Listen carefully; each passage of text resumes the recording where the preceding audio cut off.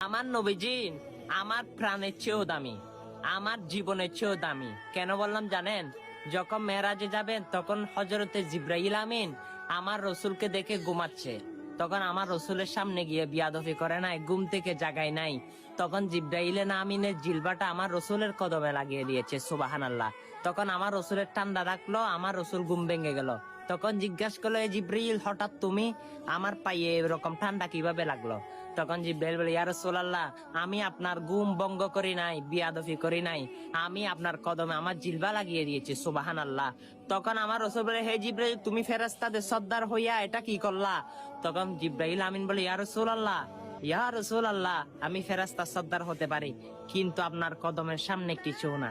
দেখুন, জিব্রাইল আমিন 600 নূরের পাকার অধিকারী হইয়ে এত বড় ফেরেশতাদের সর্দার হইয়া আমার রসুলকে তো সম্মান করে। সেই রসুলের সম্মান আমাদের থেকে কোথায়? চলুন সে নবীকে যারা মন প্রাণ অন্তর থেকে ভালোবাসি, সে নবী আমাদেরকে জান্নাতে হাত ধরে ঢুকাইবে, সেটা যদি মনে করে থাকি, এই সুন্দর বার্তাটা সকল মানুষের কাছে পৌঁছে দিই। আমিন।